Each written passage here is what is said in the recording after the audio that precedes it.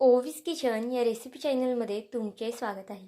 तर आज आपण ना अगदी सोप्यातली सोपी अशी रेसिपी पाहणार आहोत.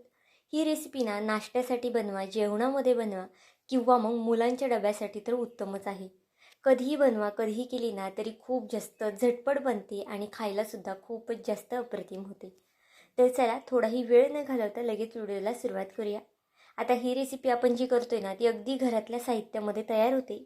त्यामुळे कोणतीही जास्तीचं साहित्य तुम्हाला यामध्ये लागणार नाही. इथे बाउलमध्ये एक वाटीला थोडासा कमी रवा घेतला आहे. जितका रवा घेतला आहे ना तितकेच इथे मी पोहे घेतले आहेत. आता ही रेसिपी ना मी 2 जणांसाठी करते. त्यानुसार अर्धी वाटी रवा आणि अर्धी वाटी पोहे आहेत. पोहे बघा स्वच्छ असे निसून 2 ते 3 पाण्याने धुवून घेतले आहेत. आणि नंतर ना यामध्ये हे पोहे रव्यामध्ये घालून घ्यायचे आहेत. रवा जर इथे बघितला ना तर मी इथे बारीक रव्याचा वापर केलेला आहे. पण जर तुमच्याकडे जाड रवा अवेलेबल असेल तर त्याचा वापर केला ना तरी चालेल. आता यामध्ये ना आपल्याला पाणी घालून घ्यायचं आहे.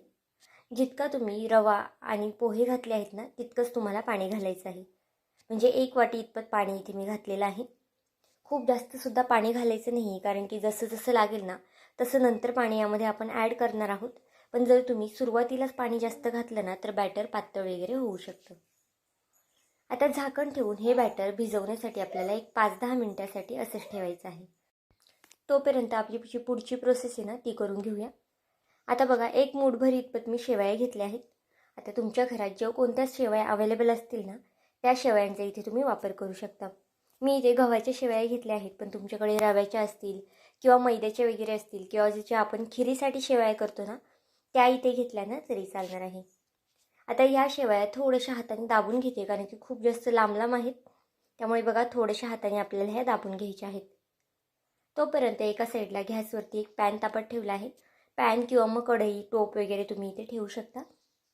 आणि या सगळ्या शेवया यामध्ये घालून घ्यायच्या आहेत. पाहू शकता सगळ्या शेवया यामध्ये घातलेल्या आहेत. आता फास्ट गॅसवरती ह्या शेवयांना छान अशी उकळी आणून द्यायची आहे. खूप जास्त वेळसुद्धा या शेवया आपल्याला शिजवायच्या नाही आहेत. फक्त एक उकळी आली की आपल्या शेवया ह्या परफेक्ट शिजणार आहेत. कारण की थोड्याशा कच्च्या ठेवायच्या आहेत, खूप जास्तसुद्धा शेवया शिजवायच्या नाही आहेत. आता इथे गॅस बंद करून घेतला आहे आणि शेवया एका दुसऱ्या भांड्यात गाळून घेतल्या आहेत. तोपर्यंत त्याच कढईमध्ये म्हणजे त्याच पॅनमध्ये ना मी थोडंसं तेल घालून घेतलं आहे. 1 पळी इतपत तेल घालून घेतलं आहे. त्यामध्ये अगदी थोडीशी उडीद डाळ घातलेली आहे. 1 चमचाभर इतपत उडीद डाळ असेल. थोडीशी मोहरी घालून घेतली आहे. या रेसिपीसाठी ना मोहरीचा आवर्जून वापर करा, कारण की मोहरीमुळे छान अशी टेस्ट येते. त्यामुळे मोहरी घालायला मात्र विसरू नका. अर्धा चमचा जिरं आणि अगदी थोडंसं लसूण घातलं आहे. लसूण जर तुम्हाला आवडत असेल तरच घाला किंवा मग लसणाचं इथे तुम्ही स्किप केलं ना तरी चालेल. आता हे सगळं तेलावरती छान असं परतून झालं की यामध्ये आपल्याला आता कांदा वगैरे घालून घ्यायचा आहे. तर इथे मी ना एक मीडियम आकाराचा कांदा कट करून घेतला आहे. जितकं तुम्ही बाकीचे साहित्य घ्याल ना त्यानुसार इथे कांद्याचं प्रमाण तुम्हाला कमी जास्त करायचं आहे. जर शेवया खूप जास्त घेतल्या असेल ना तर मग 2 कांदे घेतले ना तरी चालेल. पण इथे बघा मी एक लहान आकाराचाच कांदा घेतला होता, कारण की मूठभरच शेवया इथे वापर केला होता. आता कांदा थोडासा परतत आला की यामध्ये पांढरे तीळसुद्धा घातले आहेत. तुम्ही सुद्धा पांढरे तीळ ह्या सुरुवातीलाच घाला, ज्यावेळेस तुम्ही डाळ वगैरे घालता त्यावेळेस. माझ्याकडून घालणं थोडंसं स्किप झालं ना त्यामुळे मी आत्ता घातले आहेत.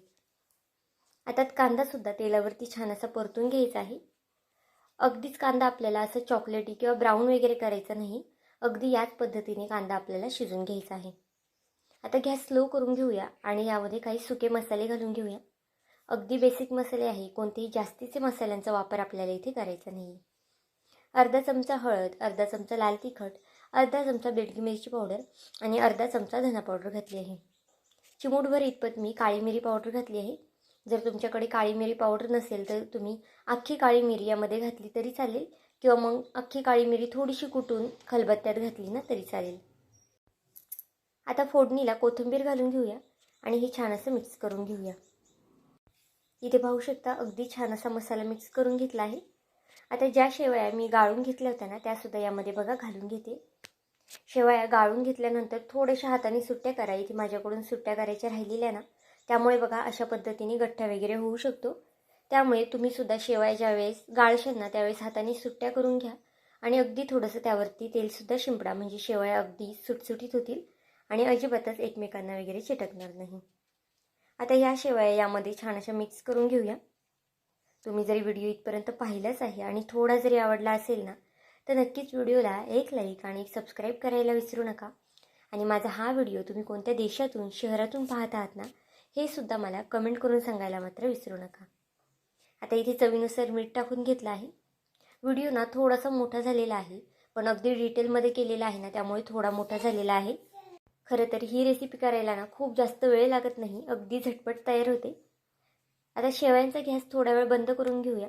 मिक्सरच्या भांड्यामध्ये इथे मी पुदिना, कोथिंबीर, थोडंसं लसूण आणि 2 मिरच्या घातल्या आहेत. अगदी थोडंसं सुकं खोबरंसुद्धा घातलेलं आहे. तुमच्याकडे जर ओलं खोबरं असेल तर त्याचासुद्धा इथे तुम्ही वापर करू शकता.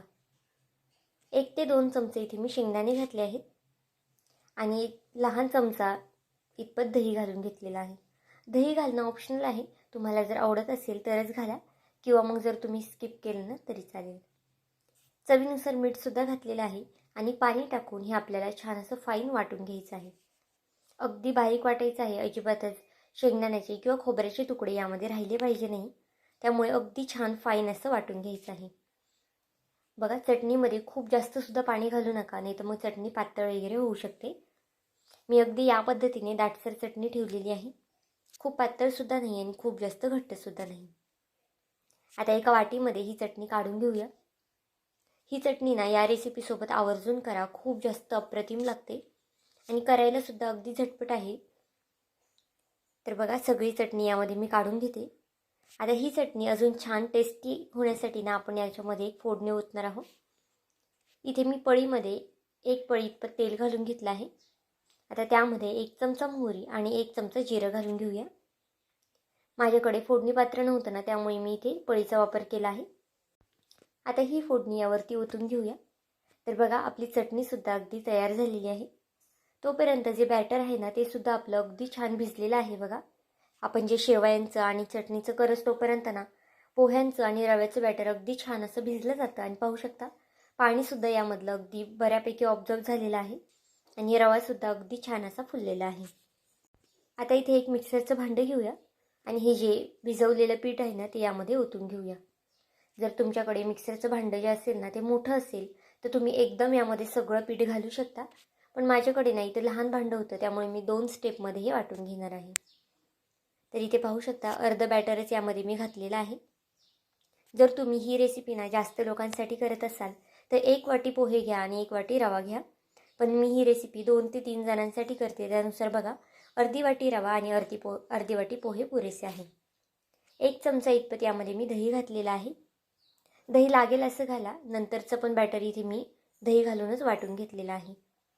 इथे पाहू शकता, बॅटर वाटून झालेलं आहे.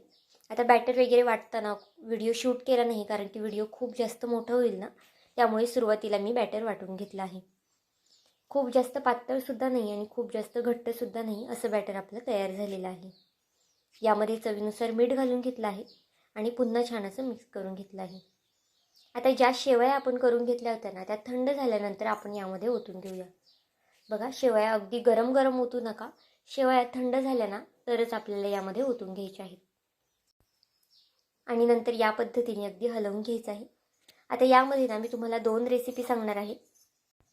दोन्ही रेसिपी करायला खूप जास्त सोपे आहेत आणि झटपट बनणारे आहे. आता याचे ना तुम्ही एकतर ढोसे करू शकता किंवा मग ढोकळा करून कट करू शकता. तुम्हाला जे सोपं वाटेल ना ते करू शकता. मी याचा ढोकळासुद्धा केला होता आणि ढोसेसुद्धा केले होते. आता ढोकळा करून दाखवत नाही तुम्हाला, पण इथे मी ढोसे करून तुम्हाला मात्र नक्कीच दाखवणार आहे. आता या बॅटरमध्ये ना अगदी थोडासा इनो घालायचा आहे. अर्धा चमचासुद्धा इनो घातला नाही बघा, मी अगदी चिमूटभर इतपत इनो घातला आहे. इनोवरती थोडंसं पाणी घालूया, म्हणजे इनो छान ॲक्टिवेट होईल आणि बॅटर पुन्हा छान एक 10 ते 15 सेकंदासाठी हलवून घेऊया. खूप जास्तसुद्धा बॅटर हलवायचं नाही इनो घातल्यानंतर. अगदी एक 10 ते 15 सेकंद इतपतच इनो घातल्यावरती बॅटर आपल्याला हलवायचं आहे. इथे पाहू शकता, बॅटर आपलं तयार झालेलं आहे. तुम्हाला जर याचा ढोकळा करायचा असेल ना, तर तुम्ही एखाद्या भांड्याला तेल लावून त्याच्यामध्ये हे बॅटर ओतून आपण ज्या पद्धतीने वड्या वगैरे उकडायला ठेवतो ना, त्या पद्धतीने करू शकता आणि मग त्याच्यानंतरनं काप वगैरे करून तुम्ही हे सर्व करू शकता. पण इथे मी दुसऱ्या साईडला ढोकळासुद्धा केला होता आणि बघा, एका साईडला हे अशा पद्धतीने डोसेसुद्धा केले. एका पॅनवरती थोडंसं तेल घालून घेतलं आहे. खालच्या साईडला थोडेसे पांढरे तीळ आणि काळे तीळ घातले आहेत. आणि हे जे बॅटर आहे ना ते 2 चमचे बॅटर यामध्ये आपल्याला ओतून घ्यायचं आहे. आता हा जो डोसा आहे ना तो थोडासा जाड होणार आहे, कारण की इथे आपण मऊ लुसलुशीत असे डोसे करणार आहोत. पण जर तुम्हाला कडक डोसे करायचे असेल, कुरकुरीत डोसे करायचे असेल ना, तर तुम्ही बॅटरमध्ये अजून थोडंसं पाणी घालून हे डोसे कुरकुरीतसुद्धा करू शकता. इथे पाहू शकता, आता वरनंसुद्धा मी थोडंसं तीळ घालून घेतलं आहे आणि झाकण ठेवून 2 मिनिटासाठी वाफ काढून घेणार आहे. 2 मिनिटामध्ये ना अगदी आरामात हा डोसा होतो. आता याची एक साईड आपल्याला पलटी करून घ्यायची आहे. अगदी सहज पलटी होते, अजिबातच चिटकत वगैरे नाही. पाहू शकता तुम्ही, बनवायला सुद्धा खूप जास्त सोपी रेसिपी आहे. तुम्हाला फक्त सकाळच्या घाई गडबडीमध्ये जर मुलांना बनवायचं असेल ना, फक्त रवा पोहे भिजत घालायचे आहे, ते वाटून घ्यायचे आहेत आणि कांदा टोमॅटो परतून शेवया घालून ते बॅटर यामध्ये ओतून घ्यायचं आहे. आणि अशा पद्धतीचे अगदी झटपट डोसे तुम्ही बनवू शकता. तुम्हाला जर सकाळची खूप जास्त घाई असेल तर संध्याकाळचंच अशा पद्धतीचं बॅटर बनवून ठेवा आणि सकाळ सकाळ गरमागरम अशा पद्धतीचे डोसे करून पहा. तुम्ही याला जाळीसुद्धा पाहू शकता, किती छान अशी जाळी आलेली आहे. अशाच पद्धतीने गोल्डन रंग येईस्तोपर्यंत हा डोसा आपल्याला भाजून घ्यायचा आहे. तुम्हाला जर हवं असेल ना तर तुम्ही एका साईडनेच फक्त भाजू शकता, दुसरी साईड पलटी नाही केली ना तरी चालेल. पण इथे बघा, मी दोन्ही साईड छान अशा भाजून घेतलेल्या आहेत. आता हा डोसा एका प्लेटमध्ये काढून घेऊया आणि अगदी याच पद्धतीने दुसरासुद्धा डोसा आपण करून घेणार आहोत. बनवायला अगदी सोपे आहेत. कधी कधी मुलांना डोसे वगैरे खाऊशी वाटतात, पण नेहमी आपण पीठ वगैरे भिजवलेलं नसतं. पण अशा पद्धतीचे झटपट डोसे त्यांना नक्कीच बनवू शकता तुम्ही. यामध्ये तुम्ही गाजर वगैरे ॲड करू शकता, सिमला मिरची, ज्या भाज्या मुलं खात नाही ना त्यासुद्धा भाज्या यामध्ये तुम्ही घालू शकता. अगदी पौष्टिक रेसिपी आहे, डब्यासाठी तर अगदी उत्तम आहे. मुलांना नेहमीची भाजी चपाती खाऊन कंटाळा आला असेल ना, तर नक्कीच डब्यासाठी हा पोटभरीचा आणि पौष्टिक असा नाश्ता तुम्ही बनवून देऊ शकता. आता इथे पाहू शकता, हा दुसरासुद्धा डोसा मी करून घेते. अगदी याच पद्धतीने बाकीचे सुद्धा डोसे करून घेणार आहे. तुम्ही याचा ढोकळासुद्धा करू शकता, कारण की जर तुम्हाला खूप जास्त वेळ झाला असेल तर एखाद्या भांड्यामध्ये पटकनी तुम्ही ढोकळा उकडत ठेवू शकता आणि ढोकळासुद्धा अगदी झटपट होतो. इथे पाहू शकता, डोशाचा रंग किती छान असा आलेला आहे. अगदी थंड झाले ना तरीसुद्धा खूप जास्त अप्रतिम लागतात खायला. प्रवासामध्ये सुद्धा तुम्ही हे डोसे घेऊन जाऊ शकता, एक अख्ख्या दिवसासाठी आरामात राहतात. बघा, आतमध्ये सुद्धा अगदी छान पद्धतीने शिजलेला आहे आणि खालच्या साईडने सुद्धा छान गोल्डन रंग येतोपर्यंत आपण शिजून घेतला आहे. तर आजची ही रेसिपी तुम्हाला कशी वाटली मला हे कमेंट करून नक्की सांगा. आणि चॅनलवरती नवीन असाल तर चॅनलला एक लाईक आणि सबस्क्राईब करायला विसरू नका. पुन्हा भेटूया आपण अशाच एका नवीन व्हिडिओमध्ये. तोपर्यंत बाय.